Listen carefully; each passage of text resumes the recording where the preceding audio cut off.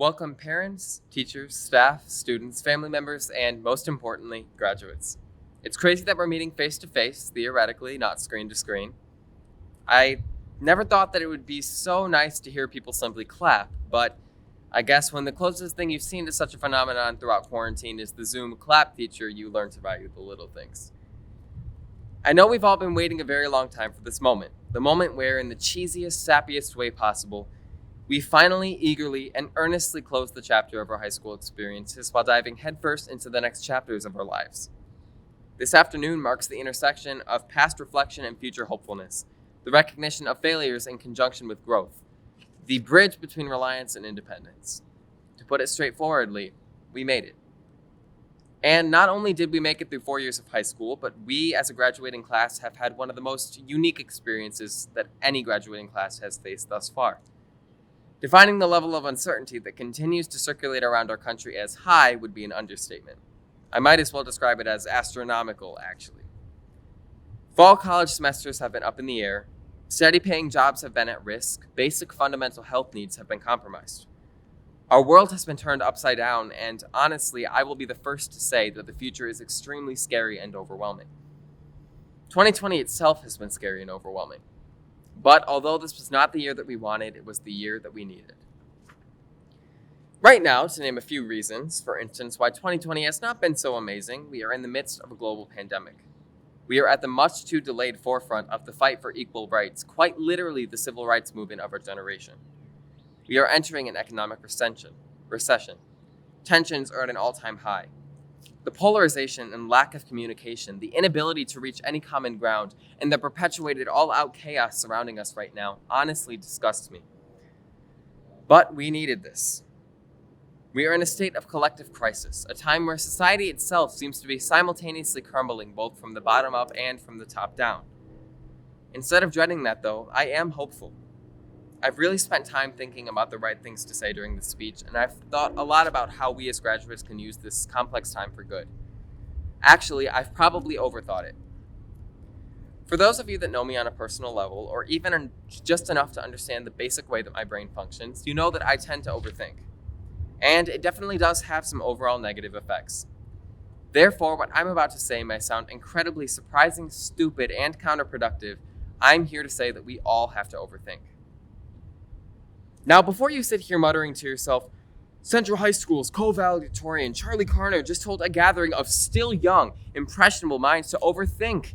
Overthinking causes anxiety to rage rampant, catalyzes an increase in cortisol, the hormone that causes stress, and is the utmost underlying problem of teenage issues in our society.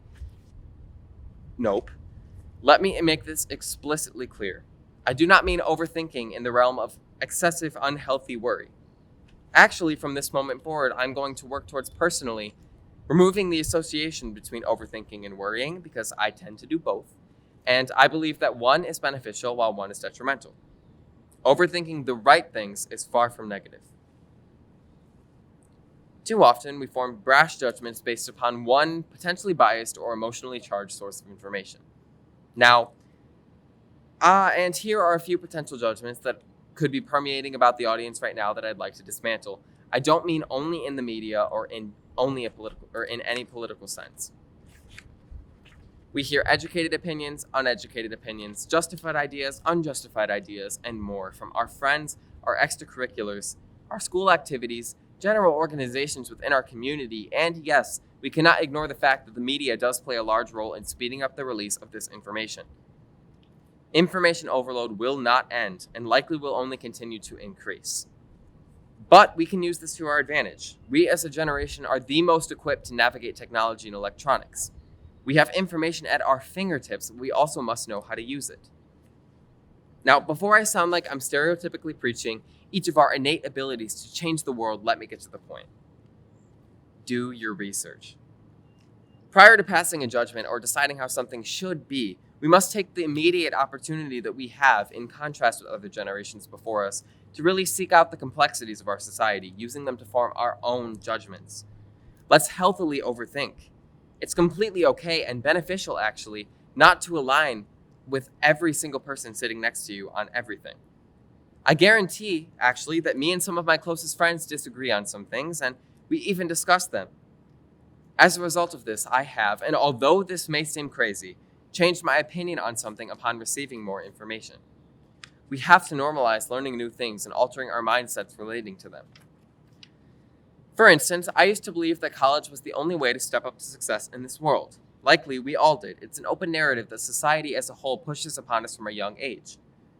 But as more information became available to me, it became strikingly clear that we define our own definitions of success and fulfillment. As I overthought the societal definition of success, I thought to consult the all-knowing Google search bar and found that 2 out of 4 of the definitions all alluded to money in some way. The attainment of prosperity of prospect, and a person or thing that desires achieved aims or attains prosperity. There are so many ways to define success, and every single one of us could have a different definition sitting in this room right now. Some of us will attend college, some of us will not. Some of us will join the military, some of us will not. Some of us will love college, some of us will not. Some of us will continue on to graduate school, some of us will not. None of us are the same. So instead of blindly falling into the societal construct of making as much money as possible to be happy, I challenge all of us, myself included, to really overthink what we value. If that's wealth, embrace it. If that's familial stability, embrace it. If that's friendship, embrace it. Because no matter what your intrinsic desire of success is, it is wholly and completely yours. And don't forget, it can change. Upon initially writing the speech, for instance, I was attending college next month. Now I'm pursuing internships and road tripping the US for a year. That's a pretty big change if you ask me, and that is okay. We aren't pigeonholed to the same people that we were today. And I can tell you for a fact that I am not even the same person at all that I was freshman year. And for this, I know that all of us in this room can say the same. A quote that has stuck with me, ironically one that I found through surfing the world of Instagram, is that if you cringe at your past, it means you have grown. We've all made mistakes. We've all done things that we're not proud of, but what really matters is how we've reflected upon them. So, thank you to everyone in this school that has helped me grow these past 4 years. And I'm going to be realistic, I don't know every single person in our graduating class. If any student in here can point out every other graduate by both name and face, I seriously commend you. I can't say that we've all affected each other on a deep and personal level, because that would be lying. What I can say, though, is that we have all affected at least one other person in this room. That person has impacted another person, and in a chain reaction and sort of butterfly effect, we've all shaped our collective experience as central and ultimately our experiences with one another. Now, before I begin to overthink, or rather worry about the fact that I'm very much probably running over the allotted time, I want to close this speech in the best way that I can, given that there are still hundreds of ideas circulating around my mind. I have a lot that I want to say, a lot that I can say, but here's what I'm going to say. You do not have to settle for something that you do not fundamentally believe in.